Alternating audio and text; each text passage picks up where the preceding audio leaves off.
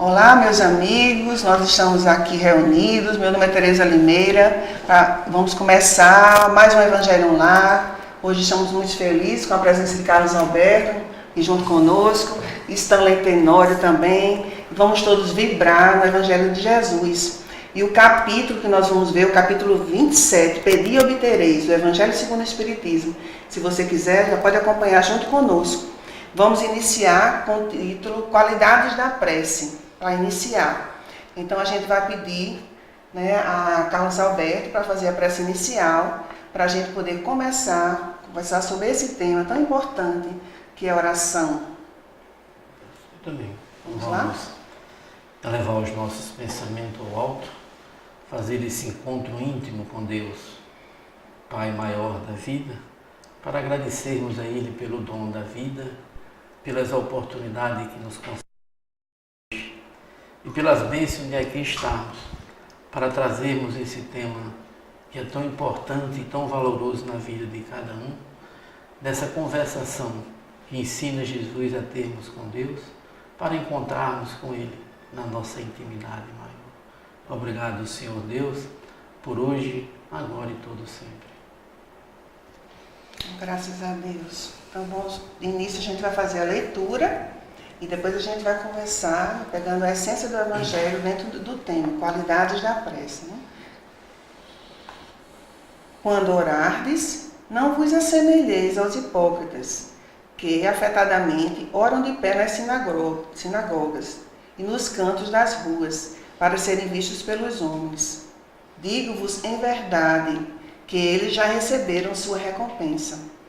Quando quiserdes orar, entrai para o vosso quarto, e, fechada a porta, orai a vosso Pai em secreto, e vosso Pai, que vê o que se passa em secreto, vos dará a recompensa. Não cuideis de pedir muito nas vossas preces, como fazem os pagãos, os quais imaginam que pela multiplicidade das palavras é que serão atendidos. Não vos torneis semelhantes a eles, porque vosso Pai sabe do que é que tendes necessidade, antes de que lo peçais. Mateus capítulo 6, versículo de 5 a 8. Quando vos aprestardes para orar, se tiverdes qualquer coisa contra alguém, perdoai-lhe, a fim de que vosso Pai que está nos céus também vos perdoe os vossos pecados. Se não perdoardes, vosso Pai que está nos céus também não vos perdoará os pecados. Marcos 11, versículos 25 e 26. Também disse essa parábola a alguns que punham a sua confiança em si mesmos, como justos, e desprezavam os outros. 2 homens subiram ao templo para orar. Um era fariseu, publicano o outro. O fariseu, conservando-se de pé, orava assim consigo mesmo: Meu Deus, rendo-vos graças por não ser como os outros homens, que são ladrões, injustos e adúlteros, nem mesmo como esse publicano. Jejuo 2 vezes na semana, dou dízimo de tudo que possuo. O publicano, ao contrário, conservando-se afastado, não ousava sequer erguer os olhos ao céu, mas batia no peito, dizendo: Meu Deus, tende piedade de mim, que sou pecador. Declaro-vos que esse voltou para sua casa justificado, e o outro não. Porquanto aquele que se eleva será rebaixado, e aquele que se humilha será elevado. Lucas capítulo 18, versículo de 9 a 14. Aí vem aqui a dissertação de Kardec. Jesus definiu claramente as qualidades da prece. Quando orardes, diz ele, não vos ponhai em evidência, antes orai em secreto. Não afeteis orar muito, pois não é pela multiplicidade das palavras que sereis escutados, mas pela sinceridade delas. Antes de orardes, se tiverdes qualquer coisa contra alguém, perdoai-lhe, visto que a prece não pode ser agradável a Deus se não parte de um coração purificado de todo sentimento contrário à caridade. Orai, enfim, com humildade como publicano, e não com orgulho como fariseu. Examinai os vossos defeitos, não as vossas qualidades, E se vos comparardes aos outros, procurai o que há em vós de mal. Que está no capítulo 10, itens 7 a 8. Então, o que a gente pode tirar daqui com relação à qualidade da prece, como a gente pode fazer esse contato com a divindade, né? E segundo Kardec, é uma lei natural, né? A lei da adoração, a lei de você poder entrar em contato com Deus. Então, o que falta para a gente entender está aqui, né? Nessa mensagem, não é, Carlos? As duas formas, uma que é totalmente equívoca e a outra que é a essência de tudo, na verdade, né? A forma de orar. Muitas vezes a gente procura Deus no templo. O Deus, como dizia Jesus na casa azul, no céu. Né? E Jesus, ele coloca Deus para nós numa posição tão simples, quando ele diz que o reino de Deus está dentro de nós. E às vezes a gente vai procurar muito distante.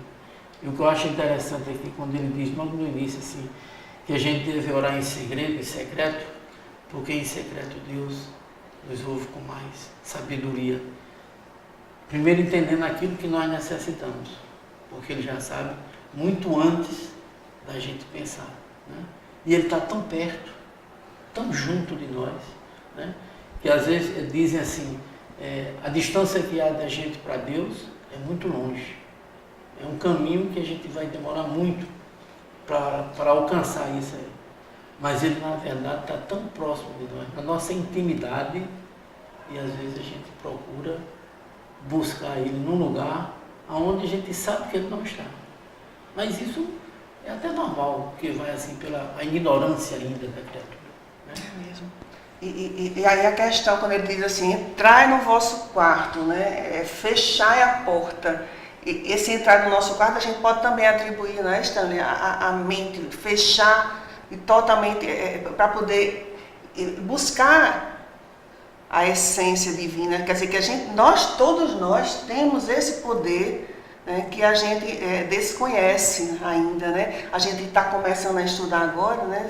E a gente percebe que existe muito mais, né? Detalhes sobre a prece que a gente vai ver, que vocês vão estudar, né? A partir desse evangelho, mais para frente, né? Todo, né, um processo, uma dinâmica que tem que existir, né? Entre a gente, entre nós e o Criador. Perfeito. Essa forma de expressão contida no Evangelho, ela nos proporciona manter um texto evoluído no seu tempo, independente do tempo em que se apresente. Você foi muito feliz, Tereza, ao mencionar a questão de fechar a porta, relacionando-a ao campo mental. Essa é a minha percepção. Eu diria que aqui nós extraímos aquele conselho de silenciar a alma, porque o propósito do texto, na minha ótica, claro que existem muitas outras percepções, é nos convidar ao exercício do amor, a fim de que haja em nosso caráter a expressão da unidade entre o pensar, o falar e o agir.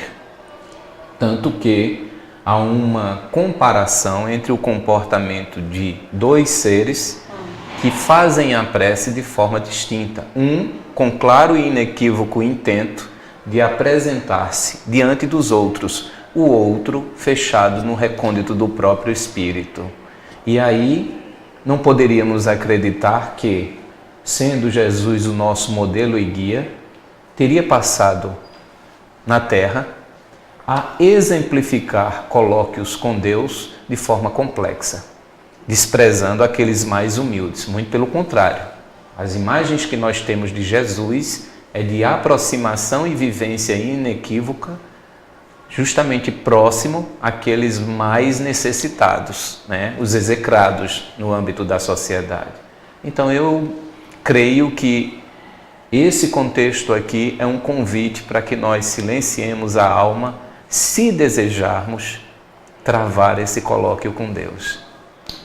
E a questão que tem no Livro dos Espíritos, na questão 900 e alguma coisa, não me veio à mente agora, que a gente orar, né, na parte da lei da adoração, né, a gente orar é entrar em contato com Deus, né, se conectar com o Criador e ao mesmo tempo reconhecendo na humildade, né, todas as nossas mazelas, né, morais, né, e também pedindo forças, porque a prece também dá a resignação, né? A prece nos dá também a coragem, né? E a gente vai angariando forças, né, para enfrentar as vicissitudes que a gente precisa, né?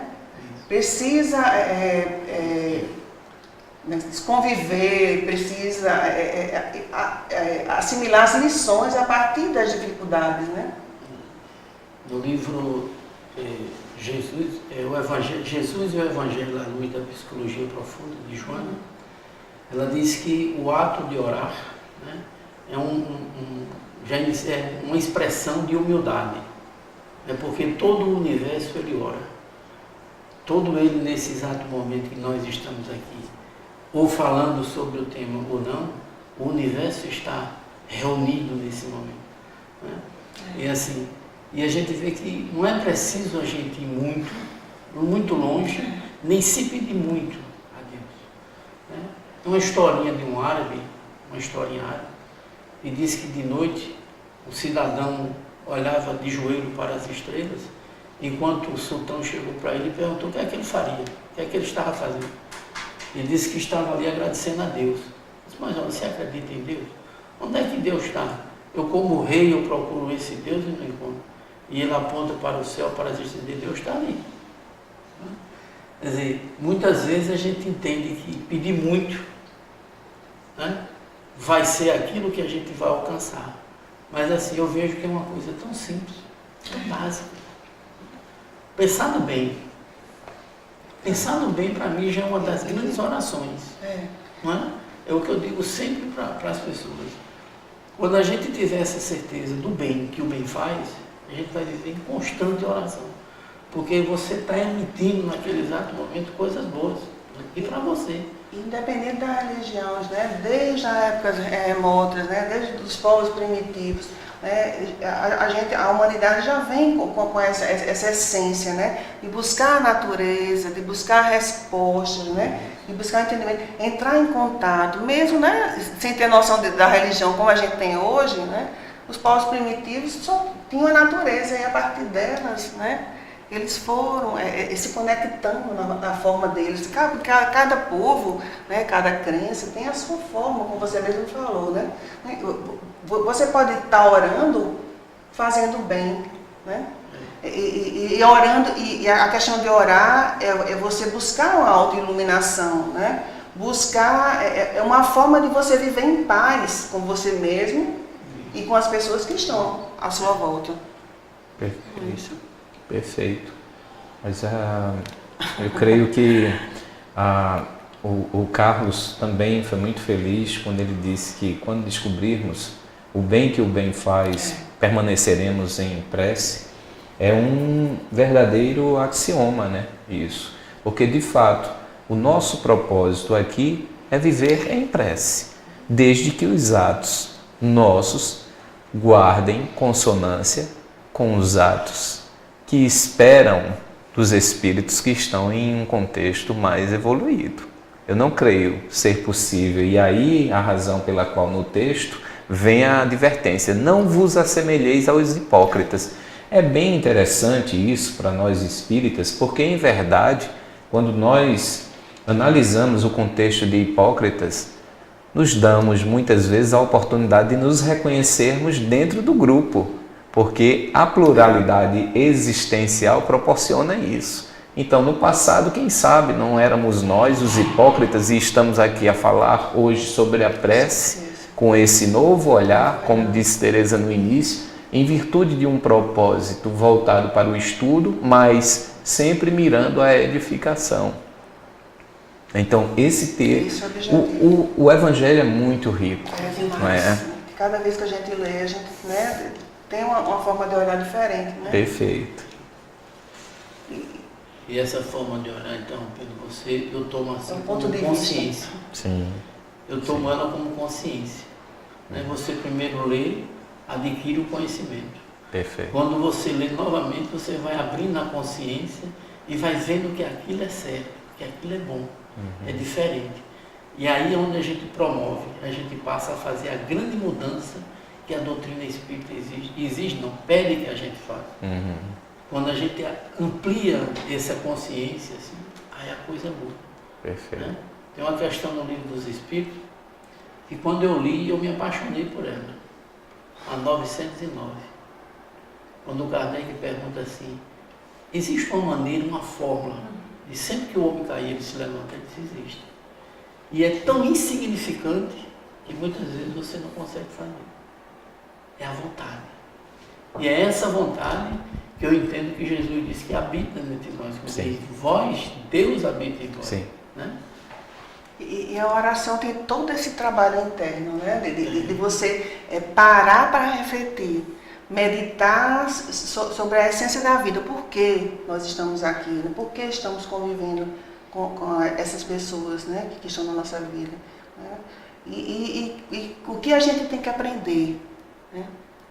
Isso. Com o que a gente está vendo, né? Com tudo, tudo que nos acontece, né? Seja físico, seja matéria de psicológico, sei lá o que for, né, que aconteça conosco, a gente tem que sempre buscar, que é um instrumento, né, que Deus, em sua infinita misericórdia, Ele nos deu, que é a oração, né, e que a gente ainda não sabe usar, né, a gente não aprendeu a usar esse recurso que a gente tem, porque você pode estar sozinho, onde quer que você esteja, em que plano, né, vibracional você esteja, como André Luiz, né, no mundo espiritual, quando chegou no umbral, né, foi a prece, né, lembrar da mãezinha dele, né, que fazia oração com ele quando ele era pequenininho. Bastou essa lembrança, né, e se formou uma conexão incrível, né, e depois disso vieram, né, quantas obras, né? Quantas notícias do mundo espiritual com relação aos benfeitores, né? Que estão lá. Né? Eles não necessitam da prece como a gente precisa dessa companhia, desse instrumento divino, é um instrumento divino. Né? Mas eles continuam, né? Orando, né? Em louvor a Deus, porque na verdade eles não precisam, que necessitam das preces somos nós, né? De estarmos, como você falou, né? Diariamente, não só no momento antes de dormir, diariamente, porque nós sabemos também da questão do anjo da guarda, né? Dessa certeza que a gente tem do irmãozinho espiritual que está sempre ali conosco, juntamente com todos os nossos familiares, né? Todos os nossos antepassados, né, que nos trouxeram a ser, né, o que somos hoje, a estarmos aqui. Né? A gente tem que sempre agradecer. Acho que o sentimento da gratidão é todo esse processo, né, de trabalho, né, interno que a gente tem que ter, né, de louvar. Porque a prece, segundo Kardec, nos dá alegria. Né? A gente tem que buscar a prece em todos os momentos, não só naquele específico, não, agora eu vou parar para orar, não. A oração pode ser uma constante. Né? Eu posso estar no lugar mais agitado do mundo, né? Desde que eu esteja ali, né? Focada, né? Ligada, pensando positivamente. O quanto o mundo está precisando disso, né? Porque a gente se atém muitas aparências, como o fariseu. Ele se preocupa muito em mostrar para os outros que está orando, né? E se ajoelhando, e levando as mãos para o céu. Mas a gente sabe que a gente não precisa levantar as mãos para o céu. A gente não precisa, a gente tem que elevar a nossa mente para Ele, porque Ele está constantemente conosco, né? Deus está, nós somos emanados, né? Fazemos parte dessa essência, então a gente tem muito. Essa força de dentro é que vai estimular a transformação que a gente precisa, não é? Com certeza.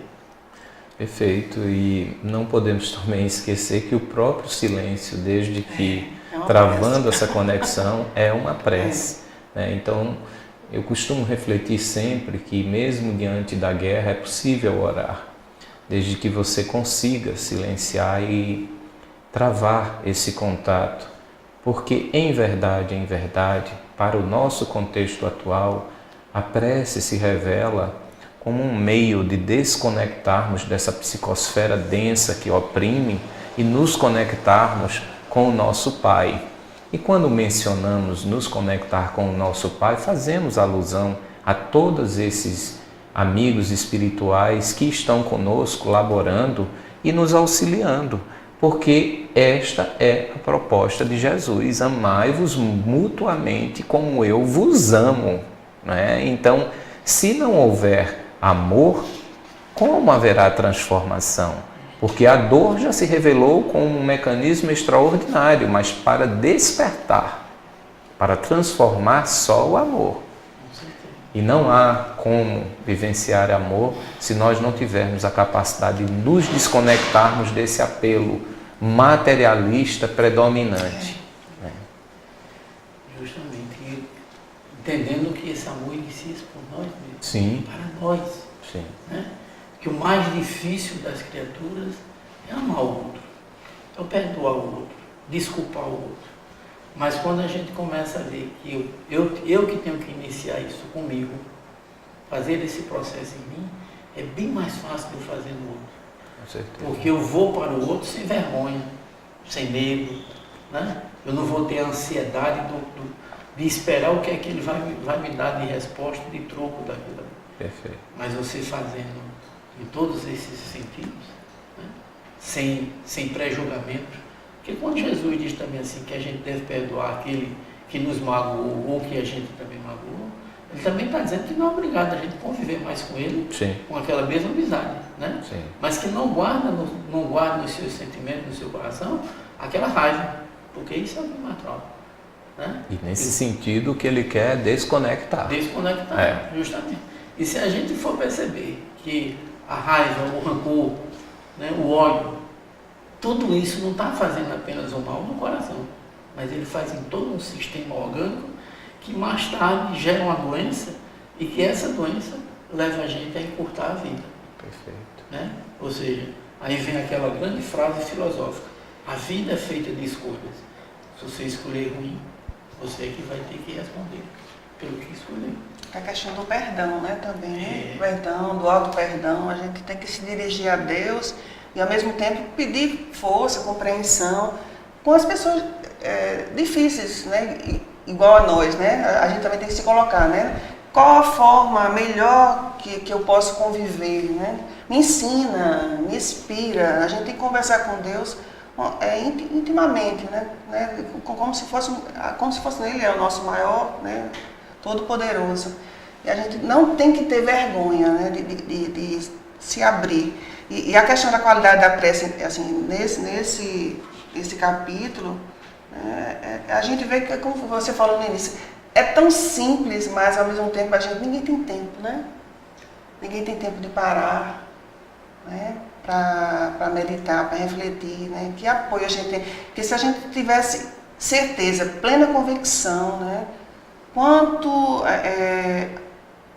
as comunidades, né, as pessoas, as sociedades não mudariam, né, com relação até a questão de todos os vícios em geral, né? Se você busca o reconforto, né, nessa energia, né, nesse instrumento de Deus dentro de você, por que você vai buscar lá fora, né? Se você tem tudo dentro de você, você não tem o que conquistar o mundo externo. Então a gente é uma reflexão muito profunda e cada vez que a gente lê, a gente encontra um detalhe a mais, né? Com certeza. Incrível. O Evangelho, assim, é uma fonte inesgotável, né? E lá na frente a gente vai ver, tem toda a eficácia, né? Que Kardec também testou a questão da eficácia da prece, né? Na Revista Espírita tem um fato muito interessante, né? Que a gente também está encerrando, mas vocês vão ver lá na frente, né? Que prova, né, se não cientificamente, que tem efeito, principalmente a oração que a gente faz pelos outros, porque às vezes as pessoas estão tão assim engalfinhadas no eu, né, no sofrimento, no egoístico, né, tá tão ali fechadas dentro de si e a espiritualidade não consegue, né, e se a gente se juntar para orar por aquele ser, né, aos poucos, toda aquela atmosfera densa, né, vai se desfazendo, né, e de alguma forma alguém vai chamar essa criatura para um outro caminho, né, outra vida. A oração tem muito poder, muito mesmo, muito. Quanto mais a gente se aprofunda, é que a gente vê, e a gente tem que desenvolver isso da gente, desenvolver dentro da gente, né, Carlos e Stanley? Perfeito. Tem que trabalhar um trabalho constante, né, de um exercício de fé, de confiança, de entrega. A gente tem que se entregar, né? Seja lá o que for. Por quê? Porque nós somos imortais. A gente precisa ter essa consciência também. A gente pensa, por tudo a gente se fragiliza, né? Qualquer doença que chegue, não tem problema, uma doença vai chegar. O corpo vai embora, a gente vai ganhar outros corpos. A gente tem que colocar isso, né, na nossa vivência. A gente precisa exercitar isso aí, né? Se colocar com Deus, com força, acreditando, né? Confiando. Acho que eu estou falando demais e tudo. Mas fale. Vamos para as considerações finais. Agora eu vou deixar para vocês. Carlos, Não pode falar. Eu quero que vocês falem. Eu só realmente tenho a agradecer a oportunidade de travar esse contato com o Evangelho, porque o que me encanta é a pedagogia inerente aos exemplos de Jesus. Até na forma de expressar-se, Jesus optou pela parábola porque conferiu ao outro a possibilidade da autorreflexão. Então, o que me encanta é que ele não censurava, ele se limitava a escutar e, ao final, tal como colocando através de uma parábola aquela semente que ele saberia que com o decurso do tempo germinaria, ele sempre fazia a proposta: vai, não pequeis, né? Porque, como Teresa colocou, a questão da doença preocupa, claro, estamos numa existência cujo corpo é também instrumento que nos fora concedido por Deus, né? E por isso temos que por ele zelar. Agora, é preciso reconhecer e refletir que as doenças são efeitos dos nossos próprios atos. E nesse sentido, talvez, seja importante reconhecermos na prece um momento singelo em cada instante da nossa vida, no qual, a despeito de sentirmos a dor e a opressão dessa psicosfera, temos realmente a possibilidade de nos conectarmos imediatamente. Eu gosto muito de duas premissas que Jesus utilizava, principalmente quando ele teve um encontro com o cego Bartimeu. Ele usava duas premissas que Joana de Ângela fala muito nos livros dela sobre isso. É sobre o querer e o crer. Não é? Quando a gente movimenta essa força dentro de nós, de você acreditar, de você saber que você pode. Não é os outros que vão fazer por você, é você. Jesus disse assim que nós somos o sal da terra, nós somos a luz do mundo, que nós temos o poder de fazer o que ele fez e muito mais. E muitas vezes a gente vê pessoas não acreditar nessa força, né? De dizer assim, mas eu sou incapaz, eu não consigo. Consegue. Quando eu li essa questão 909, eu concluí que o mais difícil na vida é você tomar a decisão de fazer. Não é o fazer, mas quando você decide fazer algo na sua vida de bom, é fácil.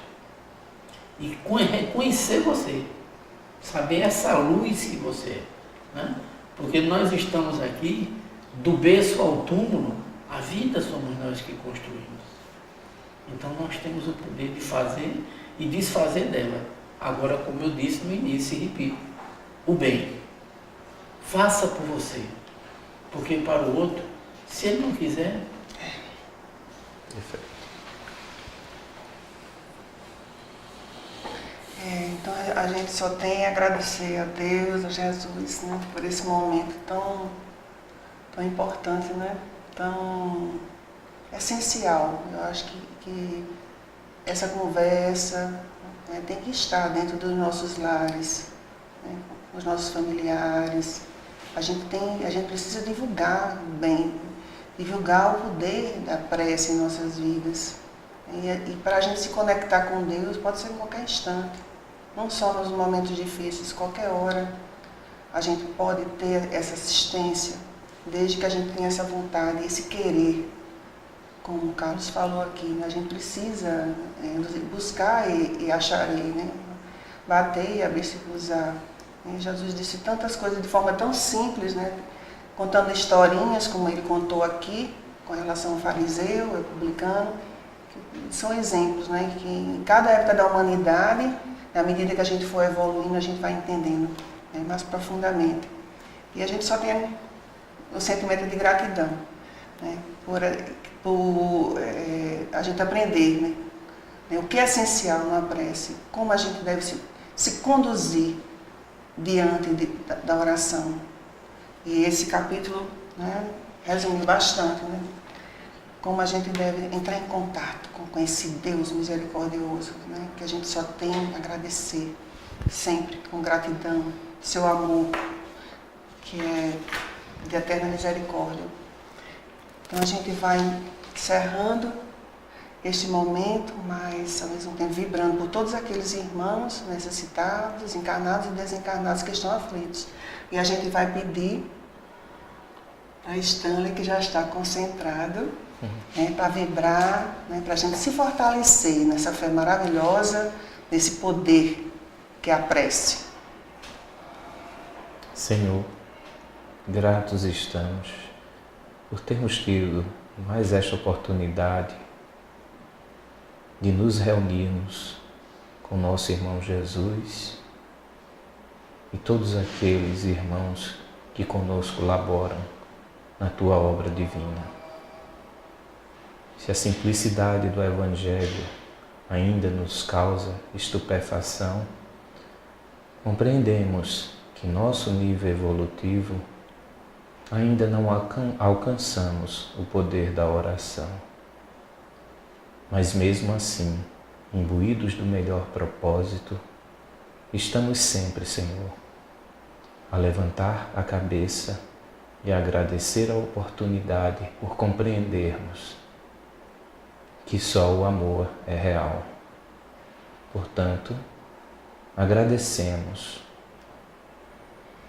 pela oportunidade, mais uma vez, pedimos que os Teus fluidos de amor e de luz permeiem todos os lares, de forma que os nossos pais e filhos se reconheçam na condição de irmãos e de mãos dadas, orem unidos pelo amor, cuja beleza nos traz na forma de retidão.